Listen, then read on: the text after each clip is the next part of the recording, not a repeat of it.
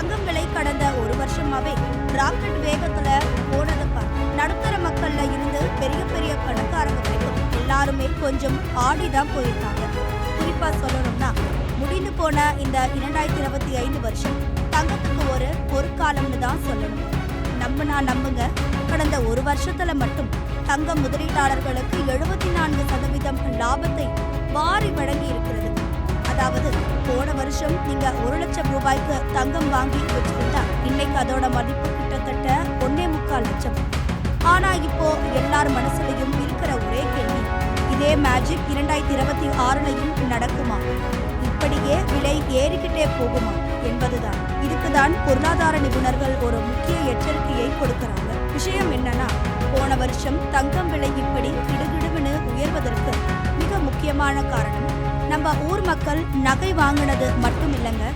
அமெரிக்க dollar மேல இருந்த நம்பிக்கை குறைந்ததால உலகம் முழுவதும் உள்ள பல்வேறு நாடுகளின் மத்திய வங்கிகள், அதாவது சென்ட்ரல் பேங்க்ஸ் போட்டி போட்டுக்கிட்டு தங்கத்தை வாங்கி குவிச்சாங்க. அதனாலதான் வரலாறு காணாத விலை உயர்வு தங்கத்துக்கு ஏற்பட்டிருக்கு. ஆனா 2026ஆம் வருஷத்தை பொறுத்த வரைக்கும் முதலீட்டாளர்கள் கொஞ்சம் உஷாரா இருக்கணும் அப்படின்னு நிபுணர்கள் சொல்றாங்க. அதாவது போன வருஷம் கிடைச்ச மாதிரி 75% லாபம் எல்லாம் இந்த வருஷம் கிடைக்க வாய்ப்பு. விலை அப்படியே சல்லென்று கீழே விடாது. ஆனா விலை உயர்றதுக்கு ஒரு மிதமான அளவுகோல் தான் இருக்கும்.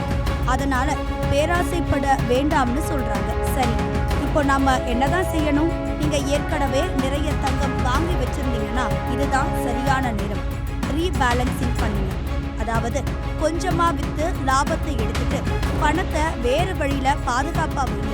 இல்லைங்க, நான் இப்பதான் புதுசா தங்கம் வாங்க போறேன் அப்படின்னு சொல்றவங்களுக்கு ஒரே அட்வைஸ் தான், உங்ககிட்ட இருக்கிற மொத்த பணத்தையும் கொண்டு போய் அப்படியே தங்கத்துல போடாதீங்க. மாசம் மாசம் கொஞ்சம் கொஞ்சமா வாங்குங்க. விலை குறையும் போது வாங்குறது தான் புத்திசாலித்தனம். மொத்தத்துல 2025ல தங்கம் கொடுத்தது ஒரு மெகா ஜாக்பாட்.